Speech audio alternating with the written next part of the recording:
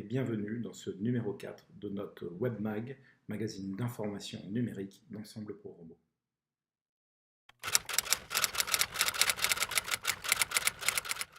Au menu de ce WebMag, la parution, la publication de notre 10e feuille d'information Dialoguons ensemble pour la rentrée, distribuée dans vos boîtes aux lettres et disponible au format PDF sur nos comptes Twitter, Facebook et notre site internet ensemblepourrobots.fr.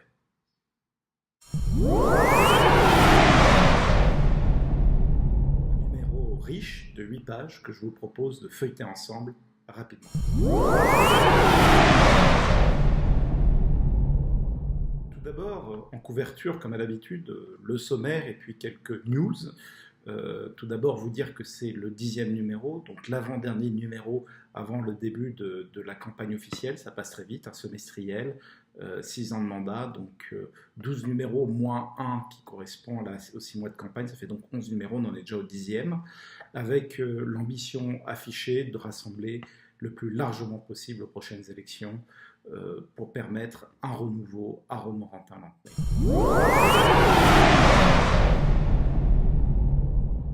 En page 2, j'aborde la question des personnels municipaux. Vous savez, Romorantin-Lanthenay est une ville importante qui dispose de services qui sont rendus à la population à travers des hommes et des femmes qui s'engagent au quotidien pour la qualité de vie dans notre ville. Alors il s'agit réellement de changer de mode de gestion de nos ressources humaines pour passer vraiment dans une optique managériale moderne qui fait que chaque agent qui rentre aujourd'hui à la mairie ou qui y est déjà puisse progresser au long de sa carrière.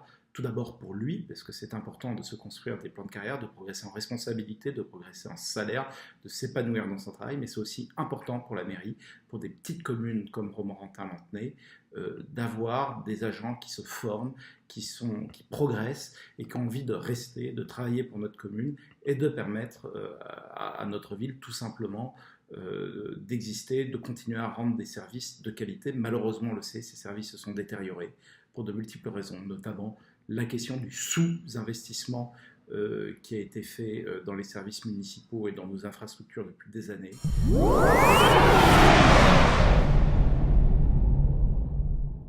En page 3, nous restons au niveau municipal pour parler effectivement de la préparation des conseils municipaux. La loi dit que le conseil municipal doit être convoqué sous 5 jours, ce qui permet de laisser 5 jours aux conseils municipaux de préparer. Il faut savoir qu'à Romorantin, c'est 5 jours avant. Il y a beaucoup de villes où c'est beaucoup de temps avant, ce qui permet de débattre, d'amender, de se préparer. Dans la majorité des villes de Loir-et-Cher, on connaît le planning des conseils municipaux. Nous, à Romorantin, on l'apprend 5 jours avant.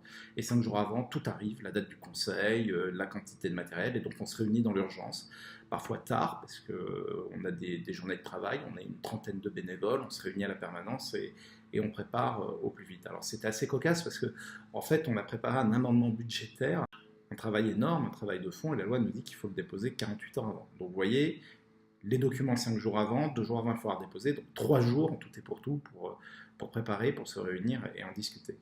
Et donc on a rendu notre amendement 48 heures avant, et ce qui a été très intéressant et très surprenant, c'est que le maire s'est plaint de ne pas pouvoir répondre à notre amendement en balançant des attaques personnelles. Bon, ça, c'est pas grave, ça devient une habitude, ça n'est pas très grave, on passe au-dessus, mais n'a pas répondu au fond sous prétexte que ça arrivait. Donc la solution à cela, c'est pour qu'on envoie nos amendements au budget ou tout simplement à l'ordre du jour du conseil municipal, c'est pas d'envoyer les documents 5 jours avant, parce que déjà amender, se réunir, amender, mettre en forme, déposer en 3 jours, ça relève de l'exploit. Donc voilà, donc c'était assez intéressant. On peut espérer que dans le futur on ait les documents un petit peu plus en avance, mais on se fait pas trop d'illusions. Autre point intéressant, c'est que comme la température était un petit peu montée sur la question de l'amendement, puisque le maire a été un petit peu bousculé sur un budget qui était franchement un mauvais budget, mais on s'est abstenu, on n'a pas voté contre, parce qu'il y avait les subventions aux associations, il y avait la question de la réparation des inondations, il y avait des travaux routiers qu'on appelle à corps et à cri de nos voeux depuis le début du mandat, qui enfin commencent à être entamés par le petit bout, si je puis dire, mais il y a un début, donc on a fait une abstention. Malgré notre démarche que je qualifierais de constructive, d'un côté un amendement pour essayer d'améliorer un mauvais budget, et de l'autre une abstention plutôt qu'un vote contre, pour souligner le rôle important vis-à-vis des associations et dans la réparation des inondations et des travaux routiers qui sont engagés. Le maire n'a pas supporté en fait tout simplement la critique. On est parti sur des attaques personnelles, sur des refus de prise de parole. Donc effectivement, la température est montée, le maire ne souhaitait pas que je m'exprime. Il faut savoir que le droit d'expression d'un conseiller municipal est un droit absolu qui est consacré et par la loi et par la jurisprudence du Conseil d'État. Donc au moment où un conseiller municipal veut prendre la parole pour dire des choses, on doit lui la donner. On ne peut lui refuser que si visiblement il cherche entre guillemets à troller le conseil en disant effectivement des choses qui n'ont aucun intérêt. Ce qui n'était pas le cas, on commentait tout simplement notre membre. Le ton est monté, le maire a menacé de m'expulser, je lui ai dit qu'il en fera son aise, il n'y a pas de souci, il peut m'expulser, s'il veut m'expulser, il m'expulse. Après on en parlera certainement de la justice, mais de me laisser terminer la présentation de mon amendement. On n'a même pas voulu que j'explique la manière de voter. Donc, au conseil suivant consistait à l'adoption du budget. En fait, on a eu le policier municipal qui a scruté l'opposition pendant tout le conseil. Voilà. C'était une manœuvre d'intimidation. Alors il faut savoir que si on avait fait un recours devant le tribunal, le budget sautait. C'est illégal de faire ça. Mais si on faisait un recours devant le tribunal en disant qu'il y a eu intimidation, ça voudrait dire qu'on a été intimidé. Ce qu'il faut savoir, c'est qu'un policier dans l'entrebâillement qui me regarde pendant tout le conseil, c'est désagréable, c'est pas franchement démocratique, mais alors ça m'impressionne pas du tout. Donc il n'y a pas eu d'intimidation, on a voté comme on aurait voté qu'il soit là ou pas là. Donc sur le fond, c'est une atteinte à la démocratie absolument scandaleuse. Et sur la forme, en plus, ça ne change rien. Voilà. On a voté comme s'il n'était pas là. De toute façon, il n'allait pas venir et nous prendre par la peau du cou parce qu'on votait mal. Je veux dire, dans quel style de démocratie on se trouve? Enfin bon, bref. Fin de la parenthèse, mais ça relève un petit peu le niveau d'agacement, d'énervement de la majorité actuelle. Et puis surtout la prise de conscience qu'ils ont que leur budget est un mauvais budget, parce que sinon on ne menace pas les gens pour faire passer un budget, on fait passer en amendement au département l'opposition qui appartient au même groupe que le maire de Romorantin-Lanthenay propose des amendements et souvent on les rejette, aussi souvent on en accepte. Voilà, c'est ça la démocratie. Enfin, visiblement à Romorantin, on n'a pas le droit d'amender, et si on amende, on envoie la police.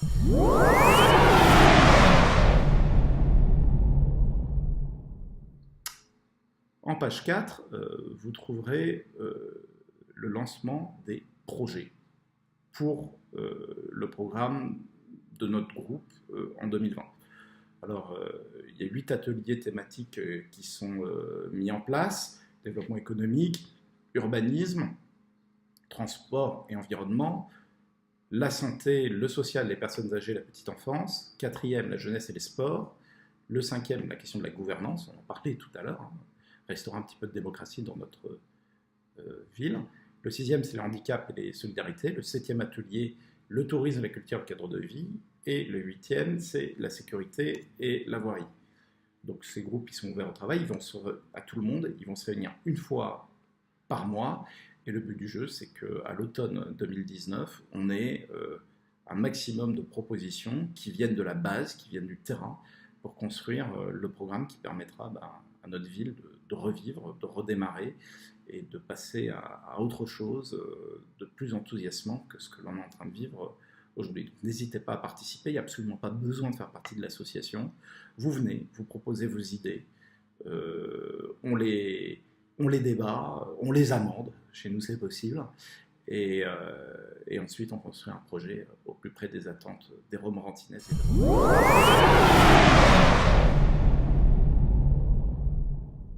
En page 5, je reviens sur la polémique qui a fait de l'objet de mon coup de gueule dans le dernier Webman. Je ne vais pas revenir dessus, juste je voulais poser une question diverse là-dessus au dernier conseil municipal, parce que moi, quand j'ai des choses à dire, je l'assume, donc j'ai aucun souci avec cela.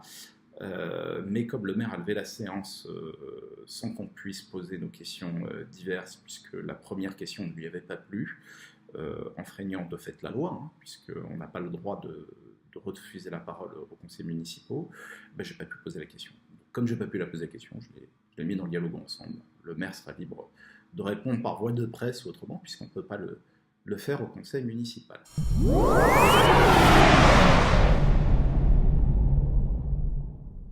Page 6, on aborde l'actualité intercommunale. L'actualité intercommunale, c'est surtout l'achat de l'ancienne maison de retraite Saint-Roch.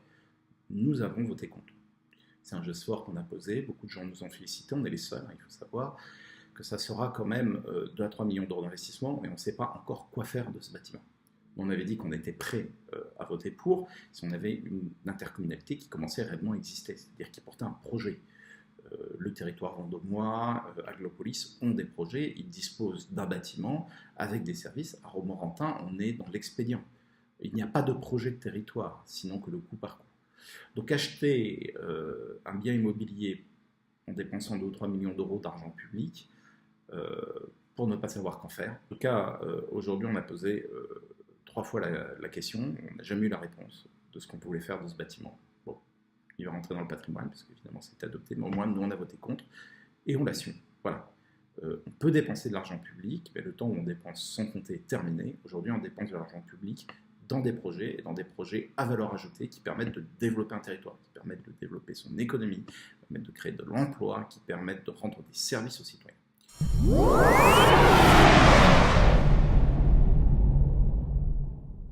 En page 7, nous abordons la question de l'actualité départementale. Là aussi, je voulais remettre un petit peu les choses à l'endroit, parce qu'il y a pas mal de désinformation qui est faite. Alors, il paraît que c'est ça la politique. Enfin bon, les contre-vérités, ça devient un petit peu gênant. Oui, le département investit à Romorantin. Et le département, sous l'impulsion de son président Nicolas Perruchot, du vice-président route Bernard Pilfer, avec moi-même comme conseiller départemental du canton, nous avons décidé à Romorantin d'investir massivement dans les routes. D'ailleurs, ça donnait quelque chose d'assez cocasse, puisque comme on mettait le panneau, le département fait les travaux, il faut savoir que la municipalité les avait fait enlever. J'avais posé la question au conseil municipal si on pouvait les récupérer. Et le maire m'avait dit qu'il les avait enlevés parce qu'il trouvait que c'était inesthétique. Voilà, c'est aussi dans la feuille d'information, vous verrez ça, c'est assez cocasse. Mon interprétation, je peux tout à fait me tromper, c'est que c'est pour créer la confusion, parce que comme il y a de la voirie départementale en ville et de la voirie municipale en ville, c'est en branlant les travaux de faire croire que la municipalité faisait les travaux, alors que c'est effectivement le département qui investit. Le département investit, mais il n'investit pas que dans les routes, il investit aussi dans l'économie. L'usine Caillot a été portée au début par le département à travers une société dite d'économie mixte, donc partenariat public-privé, territoire et développement, en mettant 1 million d'euros. La caserne des sapeurs-pompiers avec Villefranche, qui est refaite pour 3 millions d'euros de fond en comble. Et puis dans le domaine de la culture, dans le domaine des solidarités, il y a beaucoup de choses. Ceux qui, effectivement, vont à la pyramide, on finance ceux qui font du sport, la patinoire, le Sologne Olympique Romorantin dans les sports. Voilà, donc le département fait beaucoup. Et je ne peux pas laisser dire autant de contre-vérités. On peut faire de la politique, mais on peut faire de la politique en essayant un minimum, ou au maximum, en tout cas en ce qui me concerne, de dire la réalité des faits.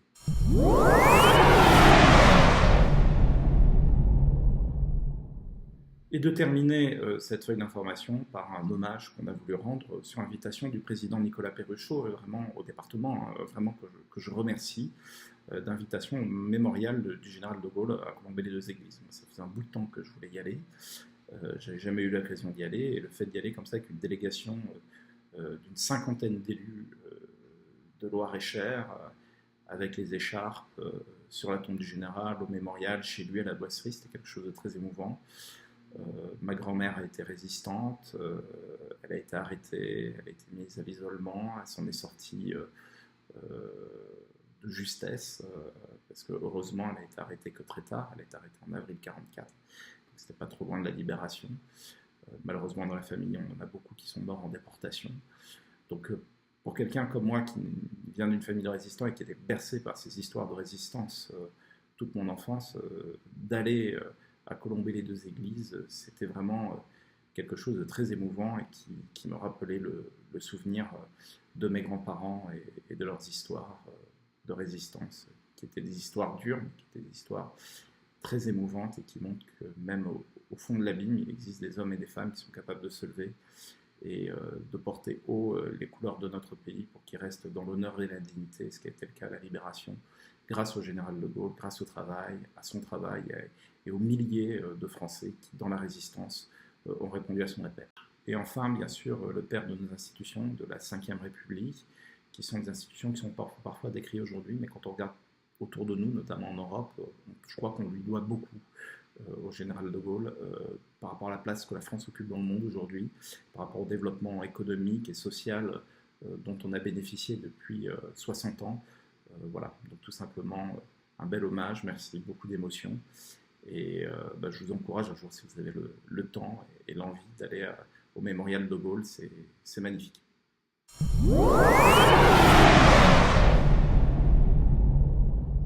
Je vous donne rendez-vous au mois d'octobre pour un nouveau webmag, et vraiment je vous remercie pour votre fidélité. On a 2500 vues sur les 3 premiers épisodes, donc peut-être qu'on va avoir de plus en plus de followers, comme on dit. En tout cas, n'hésitez pas à lâcher un petit pouce pour dire que vous aimez, à partager pour qu'un maximum de personnes le voient. Et puis, n'oubliez pas, tous les samedis matins, à la permanence, puis Place de la Paix, on est à votre disposition de 10h à midi. N'hésitez pas à pousser la porte, vous êtes toujours les bienvenus.